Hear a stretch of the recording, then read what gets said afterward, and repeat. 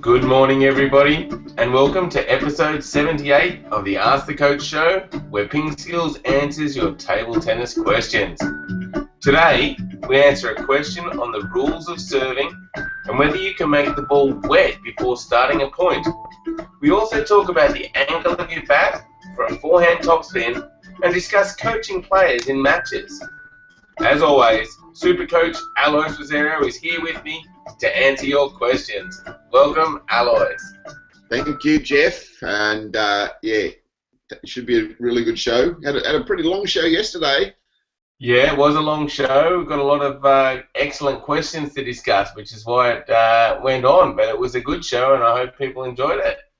Yeah, it was. Interesting discussion about it. And sports psychology and nerves is always something that interests people. So yeah, hopefully you got a lot out of it yesterday. Yes, indeed. Well, let's move on, because there was a PingSkills question of the day yesterday, which was, what are the critical factors that make the Chinese better? Yeah, it's always interesting, isn't it? It's are they just better at table tennis? Do they do something really special? My feeling is not really. My feeling is that they do things a lot more. So they train more from a younger age, and they really focus a lot on their technique when they're young, because they've got such a big pool of players. Eventually the cream rises to the top, and that top becomes a lot higher. So so I think that's one of the really critical factors. The second thing is that because it is such a popular sport there, and there are so many people playing, from a young age, players tend to see and to experience high-class table tennis. I know in Australia, when we get young players, they may never have ever seen or heard of the better players. Like in a sport like Australian rules football or cricket, all our young people in Australia have seen that before. They've seen players at the top level, whereas table tennis, they haven't seen it. In China, they have seen it. They're getting exposed to the best table tennis from a really young age, so they're forming those images in their head from a really young age, which makes it easier for them to learn the skills and improve quickly as well. Yeah, that's true, and that pool of players helps a lot, and also, like you said, seeing all the players means that they're exposed to table tennis, so everybody knows about spin and how it reacts off the bat. Whereas if we find some young players here that even if they've played table tennis at home, they're probably not aware about the effects of spin. So when you give them a big side spin serve and it shoots off their bat, they're just amazed. But in China, they all learn about that, so nearly everyone knows that. I remember when I went over there and trained Alois when I was a junior, we just went down to the local hotel, and the cook was there, and he knew all about how to play table tennis and was excited we were there, and they can all just return side spin serves and do side spin serves. So it's a big difference. Yeah, it is, isn't it? And I actually quoted that story about the cook the other day. There you go. Yeah, it is quite different. All right, so the PingSkills question for today is, without the Chinese players at the Qatar Open, can Ovcharov win? So the Chinese players, I'm not sure, maybe it's because of Chinese New Year, but they're not playing in Qatar, so it's an open field again, and so we want to know, do you think Ovcharov can win? Yes, I think Ma Long, after his win in Kuwait, said he was looking forward to the few days off now because of Chinese New Year. So, I think that's the reason that they're not playing in Qatar. Unfortunate timing for the organisers of the Qatar Open, but there has to be some downtime as well for these players. Yes, there does. So get on to the website, pingskills.com, click on the blog link, and leave a comment under this show. We'd love to hear what you think about Ovcharov's chances. Yeah, so he's up against Freitas, Chang Chi-Yuan, and the evergreen Samsonov as well. So have to overcome those sort of players to take out the title. Indeed. Indeed. All right. So, a few quick questions. One from Abdul, who's jumped online. Thanks for asking a question, Abdul. He says, "What did your parents say about playing table tennis?" Well, my mum still plays table tennis, and she's the reason I started. So she was happy. Dad is a weightlifter, so into sport, and so he was also happy. What about There you, you go. Jeff? Yeah. Yeah, my parents were very encouraging. Helped me get around to places and play table tennis, and very supportive when I moved to Melbourne. So yeah, they were great and very supportive. So that made it easy for me. Now another question from Brock. Thanks for jumping on and asking a question, Brock. He says, "How is your feeling after your first loss in a tournament? Did you become more nervous to the other matches, or does it get better?" Yeah, yeah. I remember the first loss, and yeah, it was I was loving being out there, loving playing matches and playing the tournaments. And, yeah, I don't think it made. Yeah, I was just enjoying it out there. So yeah. What about you, Jeff? Did you have a loss? I don't know. Sorry. Did you have a loss? I had plenty of losses. Um, yeah, I think it's just something you need to get used to. And I think when I was younger, I don't think it made me nervous either. I think it made me more determined to get better and go away and practice. And there's normally something you can learn about the loss, and it gives you ideas on how you can get better. Maybe you just need to become more consistent, or maybe there's a specific tactic you need to work on. But I think that yeah, losses you're going to have plenty of them, so you need to try and learn from them. Yeah, and I think I think it's important that you expose yourself to that at a young age too. So you know, we sort of went through this period with philosophy about everyone has to be a winner, and everyone gets a medal at the end of a tournament and all that sort of thing. And I think it's hampered development of players because they haven't learned to deal with losses. I think it's really important that when you're starting out or whenever you are in a situation where, I mean, the ideal situation is somewhere where you're winning 50% and losing 50%, in my opinion, because there you're learning how to win, you're learning how to lose, you're playing against better players. So yeah, I think really just you know expose yourself to a situation where you do encounter losses as well, because it means you're playing better players too. Yes, indeed. Agree with everything you said there, Alois. Good points. Um, yeah, and yeah, I'm not sure about everyone getting a medal or everyone's a winner is quite the right attitude. I think it, like you said, it does hamper development a little bit. But that is a big topic.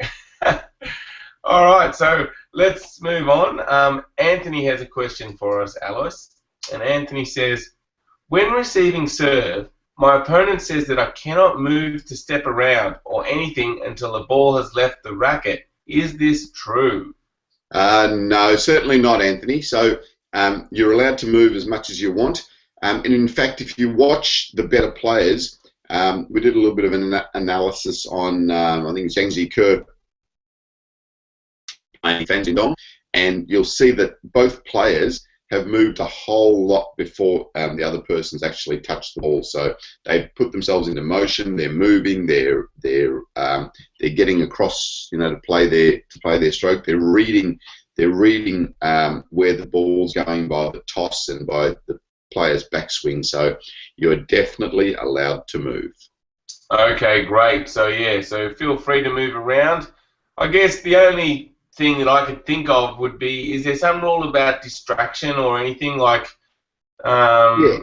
Yeah. If you were jumping around and running up the other person's side end of the table and you know making faces at them and stuff, you probably are going to get into a bit of trouble from the umpire. But yeah, I mean, just the movement is completely fine. Yeah, sometimes players will even just fake a movement, so they'll move across to their forehand and then come back again to throw the server off, and that is acceptable.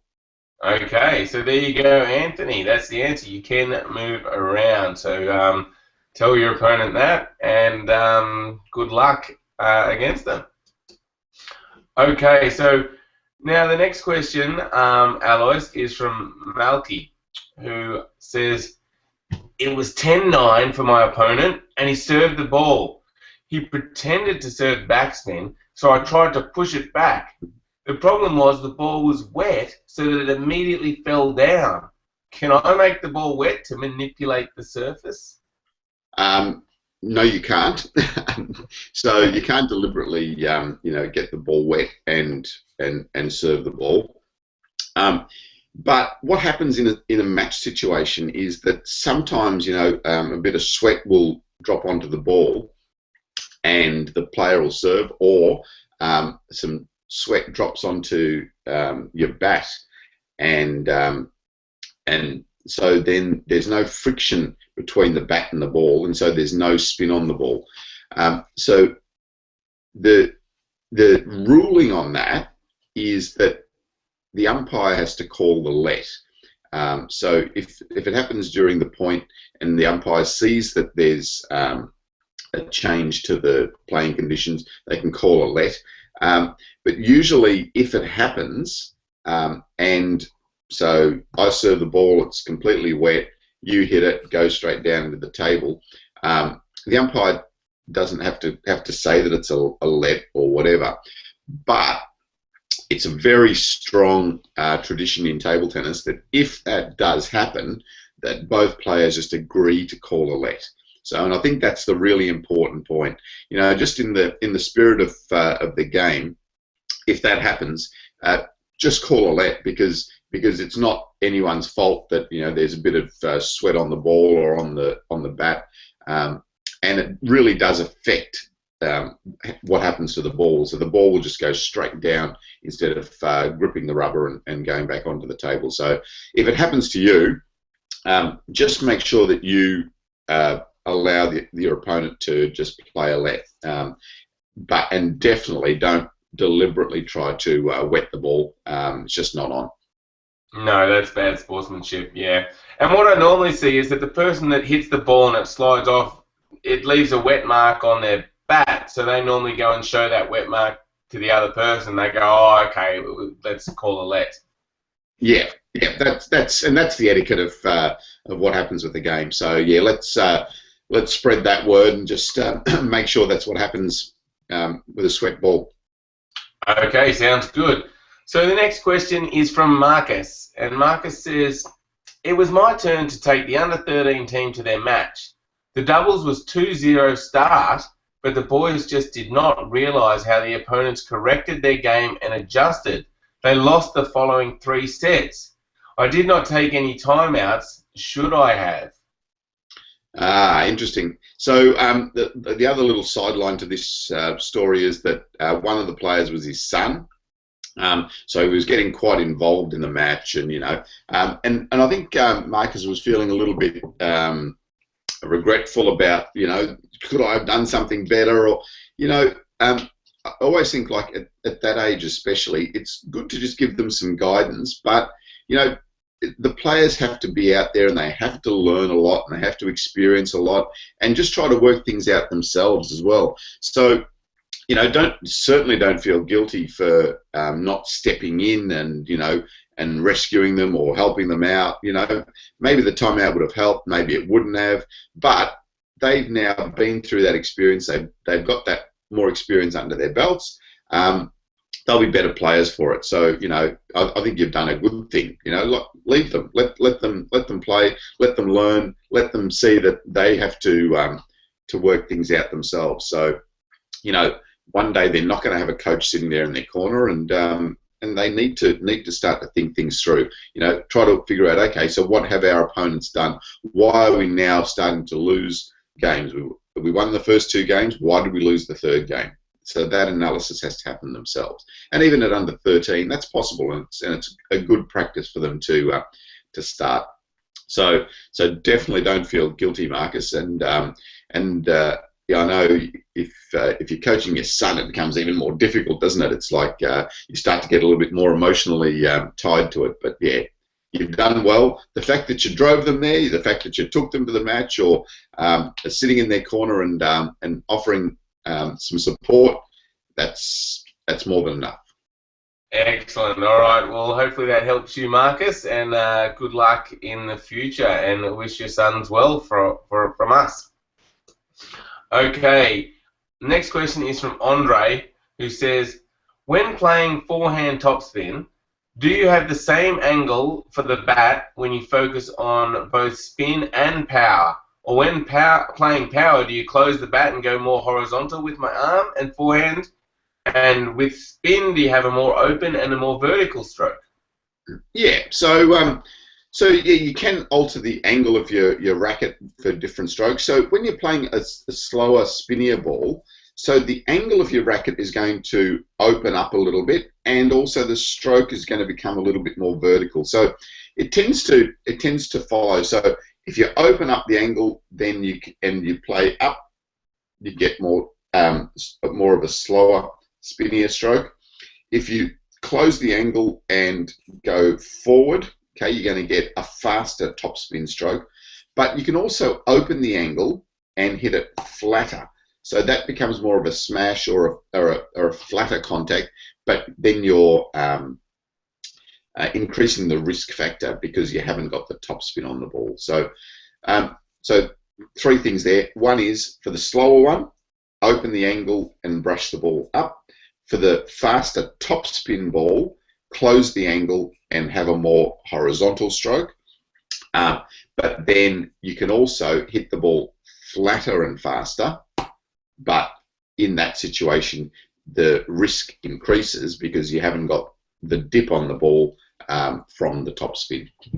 Yeah, and it's interesting. I guess that flatter stroke can be useful if the ball's a bit higher and you've got more margin for error.